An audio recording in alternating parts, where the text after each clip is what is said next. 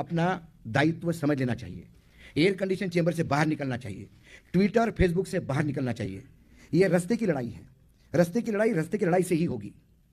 और जनता को आज आप सुन रहे हो, ये विचार आपको अच्छे लगे तो एक एक आदमी तक पहुंचाओ, क्योंकि ये आने वाले समय में ये सिर्फ संविधान खत्म नहीं करेगा, इस देश के नीचे इतना कर्जा लाद दिया है, इतना कर्जा लाद दिया है कि आने वाली पीढ़ी, हम तो जी लिए हैं, हमारे जो बच्चों के बच्चे होंगे वो श्राद्ध के दिन अपना फोटो रख के जूते से मारेंगे, बोले कि इसको क्या थाली निकालना, जूते से मारो इसको।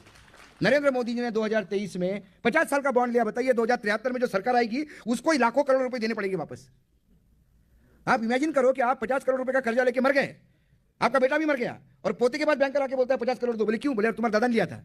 वो क्या दादा की इज्जत करेगा क्या? ये हाल कर रखा है इस देश का। किसी भी फ्रंट में ये देश प्रगति नहीं कर रहा, ये ढकोसला है, ये झूठ बोलते हैं। जिस भूमि पे आज हम खड़े हैं मध्य प्रदेश में, अरे बिना कटोरा लिया यहां सैलरी नहीं बढ़ती साहब। महीने की शुरुआत में मुख्यमंत्री कटोरा लेके घूमते, 2000 करोड़ रुपए कर्जा दो, सैलरी देनी है। ये जो फ्री में मिलता है ना, ये फ्री में नहीं है, ये तुम्हारे और मेरे खून पसीने की कमाई है।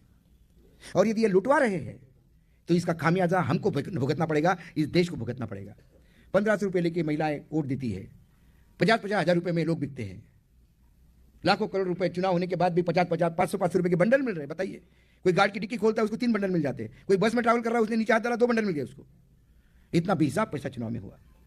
चुनाव में पैसा उद्योगपति लगाएगा, दुगना वसूलेगा।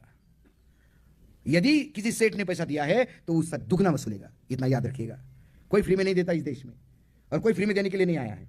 ना नरेंद्र मोदी के पास कोई जमीन है, ना अमित शाह अपनी प्रॉपर्टी बेच रहा है, ना मोहन यादव कोई अपनी प्रॉपर्टी बेच रहे हैं। ये सारा तुझको तेरा अर्पण करके जाते हैं और कर्जा बढ़ा के जाते हैं। सवाल पूछिए, संविधान कहीं नहीं जा रहा है और संविधान का भाव चेंज नहीं कर सकता। बस इनको नकेल डाल के ये संविधान को सही तरीके से लागू करवाना होगा, या ऐसे लोग लाने होंगे जो बाबा साहेब आंबेडकर के सपने को देखते हैं, जो बोलते, बाबा साहेब आंबेडकर ने कहा कि डेमोक्रेसी इस देश को नहीं थोड़ी है। हजारों साल से इस देश ने संविधान, पार्लियामेंट का कंसेप्ट बुद्ध धर्म था। उन्हें कहा हम गुलाम बन गए थे, अब डर यह है कि फिर से गुलाम न बने। और ये प्रोसेस जो चल रहा है 2013 से, ये फिर से देश को गुलामी में डालने का चल रहा है। फिर उसके बाद 100 साल बाद बाहर निकलेंगे, कहां निकलेंगे कुछ पता नहीं। इसलिए इससे ऊपर उठना होगा। सही कहा कि ये संविधान